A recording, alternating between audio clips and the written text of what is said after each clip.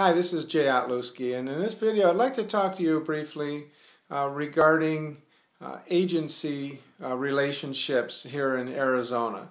And for the most part throughout the country now, we're all pretty much the same. So years ago when I bought and sold real estate, when I first got in the business, we had nothing but seller representation, meaning that no matter who I had in my car showing them homes as a buyer, I represented the seller. So now, put yourself in that position. I'm a real estate agent. My brother or my mother calls and says, hey, I want to buy a house and I want you to get me a good deal.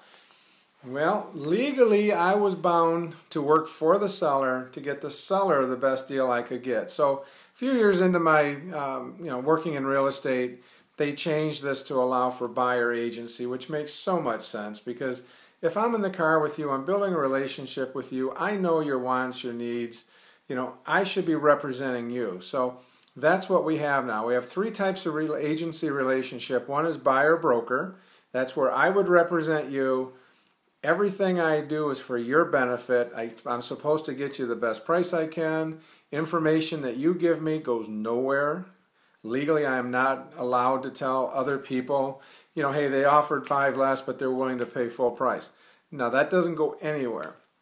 Second agency would be seller. So let's say you're out here in Phoenix area and you're thinking, I'm just going to drive around and go to the listings and I'll talk to the agents at the open houses. They represent the seller. So now you walk in, hey, I really like the house. This is really nice. I think I really want to buy this house.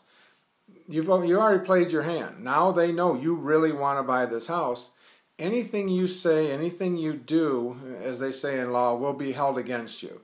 So be careful when you go into open houses. Be careful what you say to agents that do not represent you. Then the final type of agency would be what we used to call dual agent. Here in Arizona, they call it limited representation agency. It's easier to say than dual agent, I guess. That's where we would represent both parties. So now, how does that happen? That would be if it's my listing, my wife's listing. If it's a RE/MAX Professionals listing, we would represent both parties. Now, the only way to represent both parties is to be fair and impartial to everybody. I still do my job the way you want me to do my job for you. What you tell me does not go to the seller, and what goes from the seller does not go to you. I explain this up front when I'm with you so that you know going into it the rules of the game. So those are the three types of agencies, and I like to get that out front so that people understand. I represent you as a buyer. There's no cost to you. The seller's listing agent always pays the commission.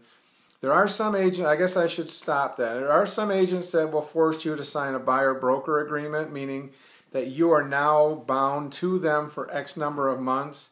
And if you don't get them 3% or whatever the number is they put in there, you would pay the difference. Personally, myself and my team, we don't believe in that. We believe in representing our buyers. I mean, if they pay me 2.5% instead of 3%, I'm not coming after you for that. That's not your problem. We're trying to find you the right house at the best price, and that's what our team will do for you. So if there's any questions at all about agency, give us a call. I mean, call the agent you're working with on our team, or give me a call. My number is 623-271-4234. Always willing to talk to you. So I hope this is helpful and clarifies a few things, and I look forward to helping you find your next house here in Phoenix.